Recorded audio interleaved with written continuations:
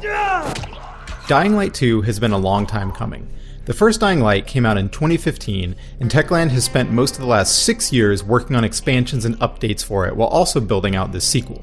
The pitch for Dying Light 2 is more of the first game's parkour and first-person combat, now years deeper into the post-apocalypse that's zombified most of humanity. The big new feature here is a story with branching paths that changes depending on your decisions and who you side with. Count again. I counted 5 corpses. Hey, I'm Wes from PC Gamer, and I recently played a 4-hour chunk of Dying Light 2 and got to see some of that branching design in action.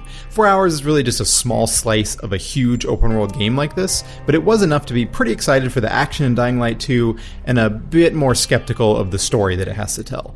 So let's start with the combat.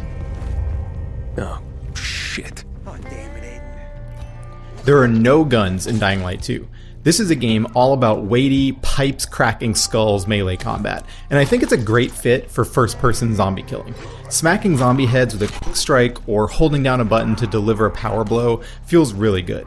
It's satisfying in the same way it is in Warhammer Vermintide 2, which is one of my favorite co-op games of the last few years.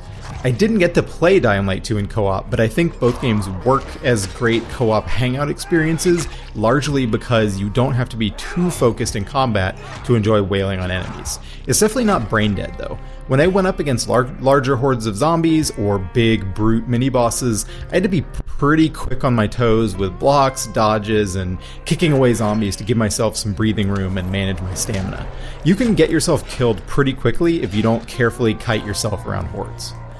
I especially liked that the different melee weapons I used felt pretty distinct when I made contact with zombies, from the speedier slice of a machete to the really heavy thwonk of a lead pipe.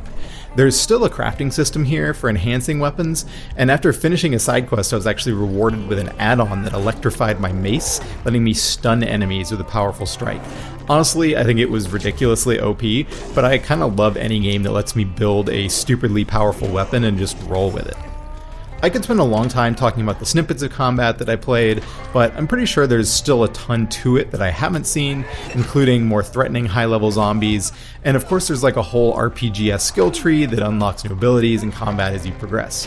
But I want to get to what I spent even more of my time doing, just running around this world.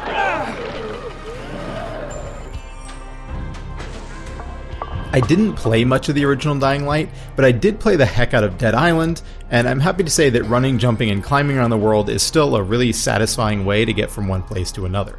So many open world games are full of empty space that mostly just serves to pad out the experience of exploration, but without much to really do within that space. I can't say I was really invested in Dying Light 2's story or the city of the survivors I met, but that didn't really matter all that much. I really liked just finding paths across roofs and along ledges. It's still thrilling to make those big leaps across large gaps and feel the thud when you hit the ground. I was pretty maneuverable from the beginning of the game, but I was excited to look through the skill tree to see abilities that would make me faster and better able to chain together sprints and jumps and slides. Dying Light 2's developers told me they did a lot of work to refine the parkour system for this game, and overall I really liked the feel of it, which isn't easy to pull off in first person. It was never nauseating, and I rarely found myself frustrated with the controls not doing what I expected, though it wasn't always super clear why I couldn't climb something. There's also the occasional bit of awkward animation, but I actually liked the parkour here. I liked that it feels a bit more physical and uncertain than the super smooth, streamlined movement of something like Assassin's Creed. I probably spent almost as much time sneaking around as I did parkouring.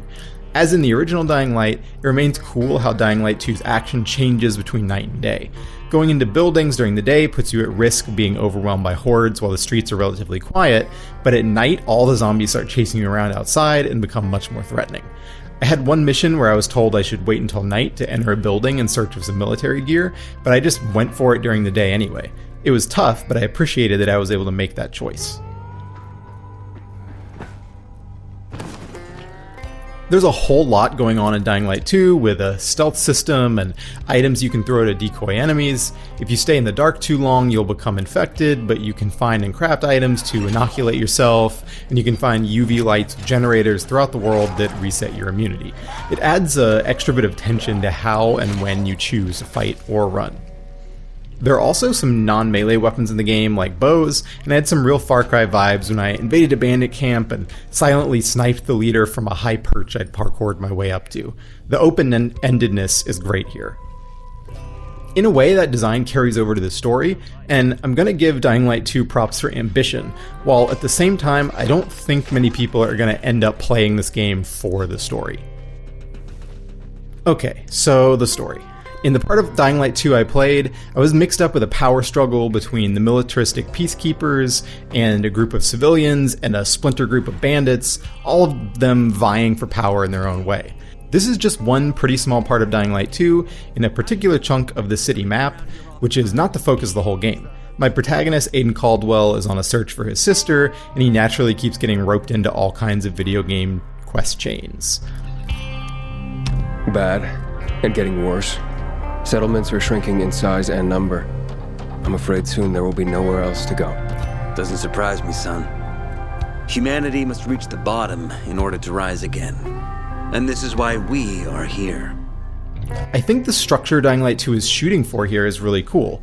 Like I said, it's ambitious. At multiple points, I could choose whether to believe when someone was telling me, or accuse them of lying, to side with one faction over the other, to double-cross someone I'd just been working with, or go along with them. Some of these decisions make Dying Light 2 feel like a proper RPG. But it kind of feels like a proper RPG with an overwrought, ham-fisted story that I absolutely will not give a crap about. Aiden just screams generic 2015 video game character. I mean, he shares the name with the universally loathed Watch Dogs protagonist, and he has a voice actor doing his best Troy Baker impression. Every story beat pulls from The Walking Dead's book of post-apocalypse melodrama, and because of the branching decisions, most dialogue seems built for function, much more so than earnest characterization. At one point, I swear I was trying to convince someone that we needed to stick together and help each other out, and then 2 lines later, they were trying to convince me that we should work together. It just didn't really make much sense. This is the kind of game where the villains are like comically, sneeringly evil, but it's also trying to beat you over the head with this gritty, messy morality where everyone will do dark and nasty things just to survive. I think Dying Light 2 is going to check off pretty much every trope you can think of for this type of story, which is a shame given how hard that it's trying to make the narrative meaningfully impact the world.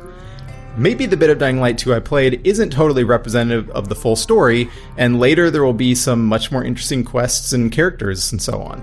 I hope so, but I don't think it would be make or break for me. The action is a lot of fun, and if the co-op zombie bashing is good, that's what really matters. Anyway, we'll see more of Dying Light 2 before long. It's out in February 2022.